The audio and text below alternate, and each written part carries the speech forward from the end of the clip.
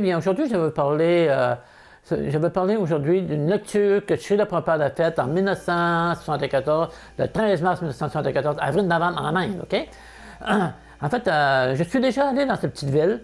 Cette petite ville-là, c'est complètement dans le nord de l'Inde. Il y a environ 5000 temples. Chaque maison est un temple, OK? C'est vraiment intéressant, c'est vraiment agréable à voir, OK? Fait que je suis allé là en 1978. Et puis en fait, mais il faut dire que les gens ils pensent que l'Inde, c'est chaud partout. Mais dans le nord, l'Inde, janvier, février, c'est très froid. Spécialement à Vrindavan. Moi, je me souviens, le matin, on allait prendre notre douche. Il faisait froid, ouais, on gelait tout rond. Enfin, on gelait vraiment. Puis en fait, il fait froid, mais il fait 0 degré environ, OK, le matin. Puis il n'y a pas de chauffage. Il n'y a pas de chauffage. C'est rare les maisons qui ont des chauffages à Vrindavan en Inde, OK? Mais l'après-midi, par contre, il fait 25 degrés Celsius l'après-midi. Tout est changé. Ouais. OK. OK, Srila Prabhupada disait dans cette lecture que sur notre planète, dès que le soleil se lève, le brouillard disparaît immédiatement. S'il n'y avait pas de soleil, il serait difficile d'enlever ce brouillard, OK? Cette brume, qu'on appelle au brouillard, que c'est synonyme, nuit beaucoup aux trains. C'est très difficile aussi pour les bateaux en mer. Ils ne peuvent plus bouger, ils voient plus rien. Tu sais. C'est une position vraiment, vraiment difficile. Je voudrais ouvrir une petite parenthèse ici. En fait, ça me rappelle un souvenir qui m'est arrivé il y a plusieurs années. On est allé, ma petite fille, ma fille et moi, en canot Zodiac, un Zodiac pneumatique, un canot pneumatique. On avait été sur le fleuve Saint-Laurent. On marchait, on marchait pas, mais on naviguait avec ce Zodiac-là on avait comme but d'aller de Montréal à Percé, qui est environ, c'est plusieurs centaines de kilomètres de Montréal. En tout cas, finalement, bien, c'est ça. Fait que on est allé. Tout allait bien.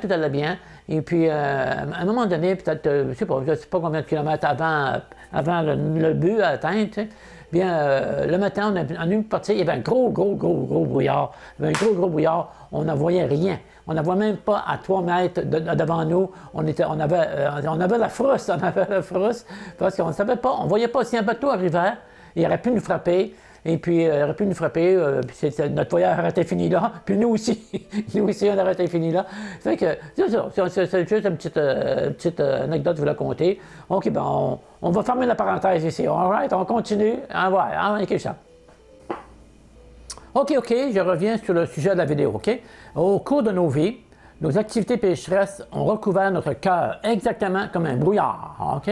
Nous avons complètement perdu notre vraie conscience, celle que nous avions dans le monde spirituel. Nous ne pouvons plus voir la réalité comme elle devrait être, OK? Mais par le processus du Bhakti Yuga, ce brouillard peut être graduellement dissipé.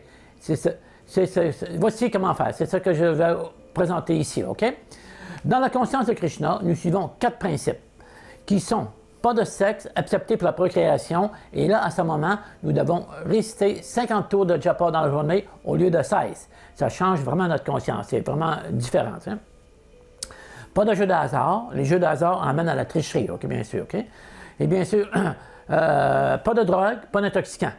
En fait, il faut que je dise que j'ai fait une vidéo à ce propos, comment nos dirigeants sont des vendeurs de boissons, des vendeurs d'intoxicants qui intoxiquent la mentalité des gens. En fait, quand les gens sont intoxiqués, ils perdent la raison. Ils sont plus ils agissent mal. On le voit. Vous avez vu, j'ai regardé les nouvelles partout ici et là, quand les gens font des actions très grandes, très graves, c'est-à-dire quand ils sont intoxiqués. Ils perdent la raison, ils n'ont plus d'intelligence. Hein? Fait que j'ai fait une vidéo à ce propos, il y a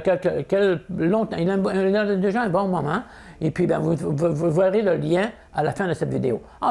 Bon, bien sûr, ne suivant pas ces principes, notre conscience, comme je le disais il y a une minute, notre conscience est dans un épais brouillard, OK? Celui-ci affectera notre intelligence et nous fera voir les choses de la mauvaise façon. Okay? Nous perdons la tête en ne suivant pas ces recommandations ou ces 4 principes régulateurs de la vie spirituelle. on perd pas mal l'intelligence. Hein. OK, bon, et voilà. Le chant du mantra Hare Krishna, Krishna, Krishna, Hare, Hare. Hare Rama, Rama, Rama, Hare, Hare, enlève graduellement ce brouillard qui est inclus sur notre corps, sur notre conscience, sur notre intelligence, et il nous redonne notre vraie intelligence. OK? Vraiment, vraiment, c'est vraiment vrai. Tous les dévots l'ont expérimenté, bien sûr. T'sais. Et, bien sûr, aussi, nous devons suivre ces 4 principes dont j'ai parlé tout à l'heure, OK? Qui vont vraiment nous aider à comprendre cette philosophie, cette grande philosophie de la conscience de Krishna, OK? Mais en fait, il faut que je dise aussi que malgré cette abstinence, et en suivant de suivre, à suivre ces 4 principes, ces 4 principes régulateurs, la conscience de Krishna est d'application joyeuse, OK? On danse, on chante et on festoie. On a les meilleurs festins au monde, les meilleures recettes du monde, elles sont vraiment délicieuses. Regardez encore une fois en bas, j'ai fait un lien pour aller aux recettes, OK? Il y en a plusieurs, vous allez trouver vraiment quelque chose de vraiment délicieux, OK?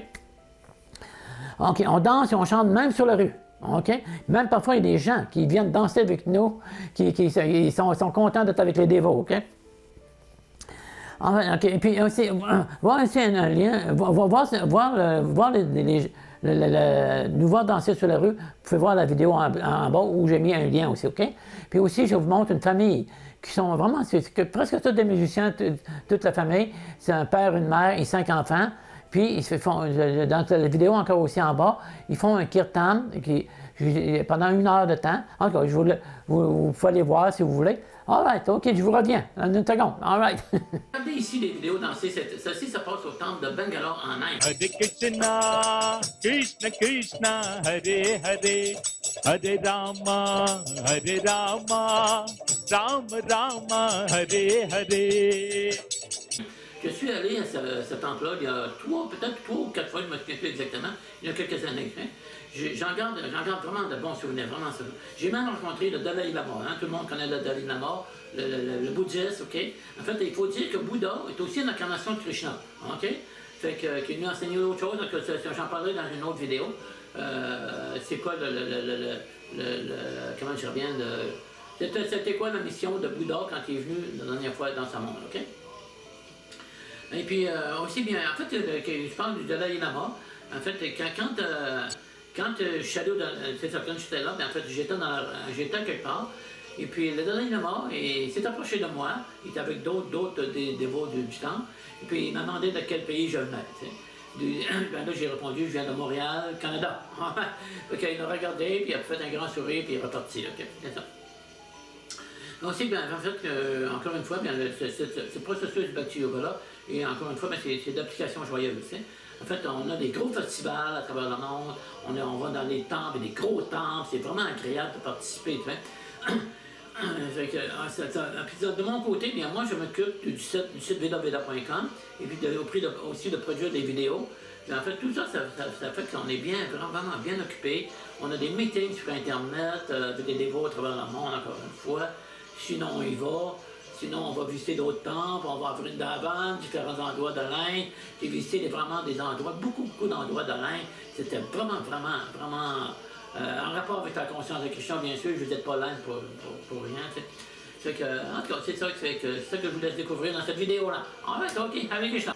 Et voilà, encore une fois, toute cette philosophie d'application joyeuse. Aussi au fil du temps, on découvre qui est vraiment Krishna. C'est ça le but de la conscience de Krishna, c'est de découvrir qui cette personnalité-là. Qui est cette Krishna. On découvre la personnalité de Krishna. En fait, le mot Krishna veut dire infiniment fascinant. On découvre la personne la plus fascinante qui existe. Right, OK? Et puis, avec le processus du Bhakti Yoga, on retourne dans le monde spirituel en compagnie de Krishna, où on va avoir des passe-temps avec lui, on s'amusait avec lui, avec ses amis, ainsi de suite. Fait que c'est tout un autre monde, et puis vraiment un monde spirituel où on ne meurt plus, on ne renaît plus, on est parfaitement heureux pour toujours. Pour toujours, pas juste pour une vie ou deux, c'est pour toujours. En fait, c'est pour une vie, mais elle est éternelle, OK? OK, ben, je vous souhaite un bon retour à Krishna, et je vous dis bien à la prochaine vidéo. D'ici là, bien, avec Krishna, chantez de Krishna, et soyez heureux. Hare Krishna.